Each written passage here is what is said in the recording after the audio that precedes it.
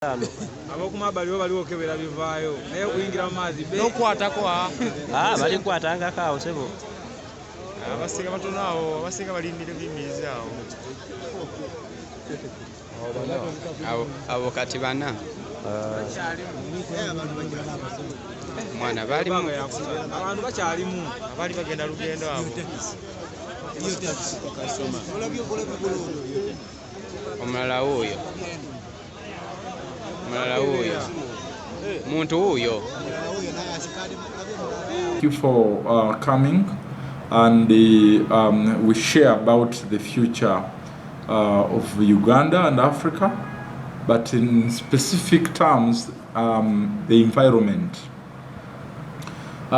Secondly, I want to send my condolences to the people of Mbale and the surrounding areas for really losing their loved ones in this devastating environmental disaster or catastrophe. It is very regrettable that really in the 21st century we are losing more than 20 people in such kind of one activity, natural disaster of a flood.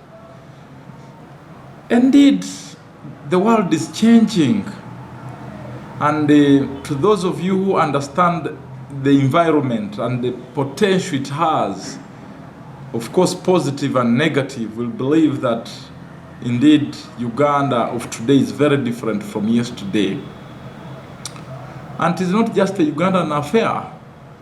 The climatic challenges are now a global affair.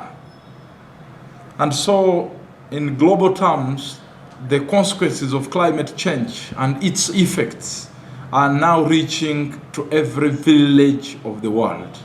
The devastating negative effects of climate change are being felt by everyone, by every member of the world. The 8 billion people must feel the negative impacts of climate change. And those that are not yet born will also really feel the devastating effects of this enemy called climate change. With the analysis that, for example, basically 1990, let me just start with 1990. Uganda had a forest cover of around 24% of Uganda's total land surface. So more than 24% was covered by forests.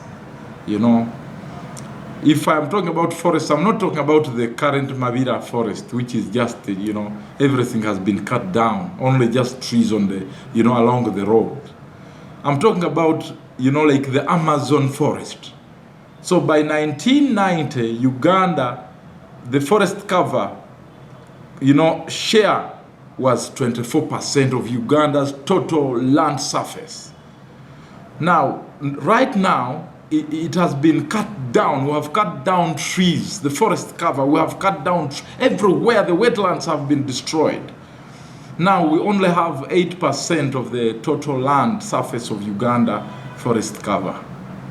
So you can imagine with the 8%, and will it be able to mitigate the pressure, the population that grew from 5 million to 15 million, now to 47 million right now. We are 47 million Ugandans. Now, the importance of having abundant or a vibrant forest cover and water surface is that it is supposed to contain the negative impacts of human activity. For example, production of carbon into the atmosphere. So the forests are supposed to actually mitigate and contain that carbon so that it doesn't destroy us and cause cancer and other environmental impacts to our farming and agriculture.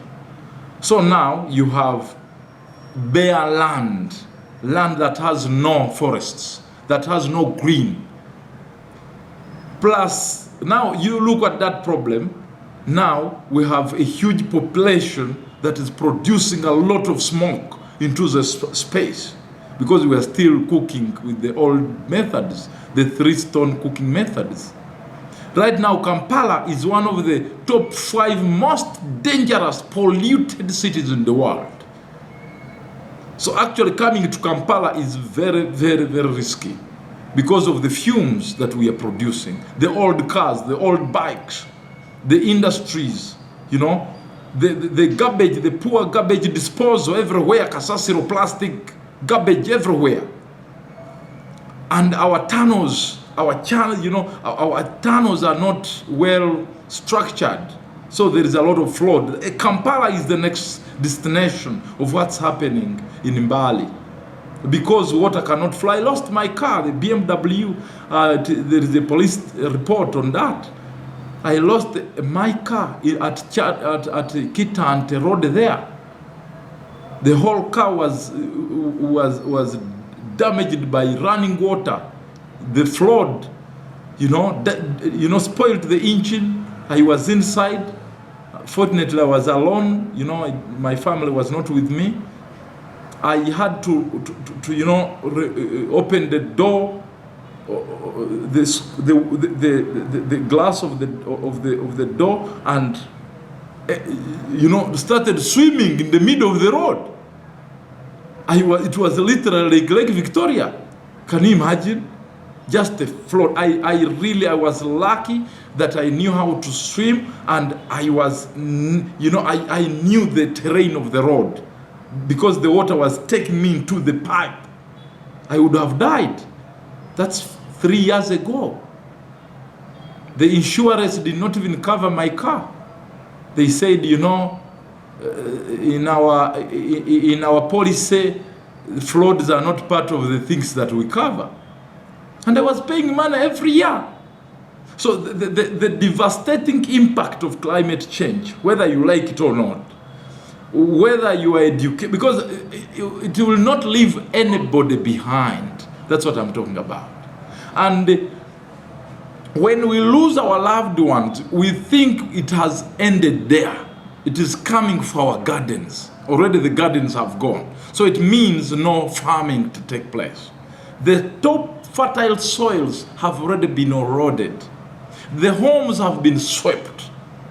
The banks will all go. All these buildings must sink, because our human activities for the last 200 years have been very bad. And so temperatures are going to rise more and more from today. In London, it is more than 41 degrees Celsius. Actually, forests are catching fire without actually a matchbox. But temperature, the waves of heat are burning wetlands. But all that is because of our ignorance. We are cutting down 80,000 acres of land on a daily. So multiply 80,000 times 365 days in a year. Are you seeing how much land Ugandans are clearing on a daily basis? Now talk about the wetlands. The wetlands are being taken over by even educated people. Which type of educated people are these? Are you educated really?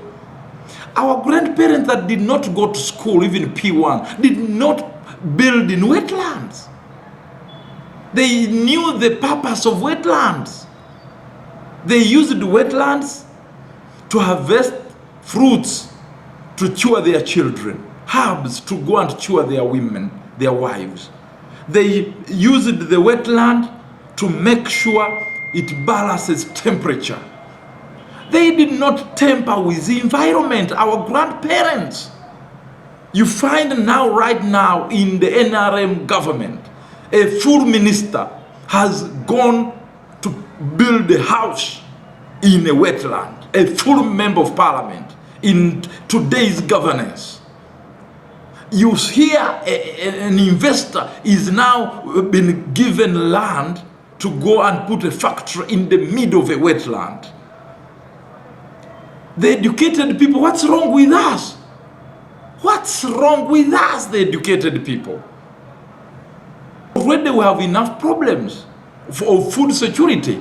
It literally means, my colleagues, my brothers and sisters, that in the next 100 years, our children will be born without limbs, because all these comes with diseases. Our children are going to be born with cancer.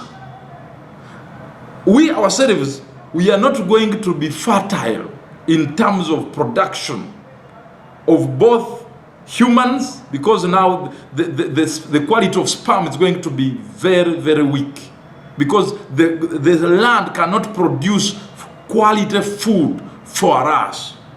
The water is already contaminated. Two is that what we think is economy is not actually economy.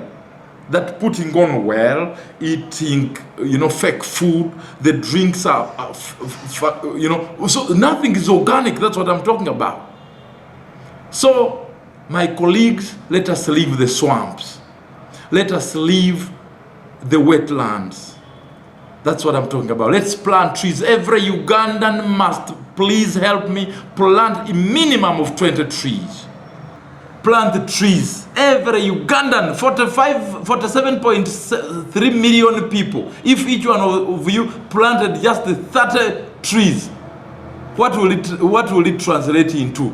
We will end climate change even in 3 years. Otherwise, enough is enough.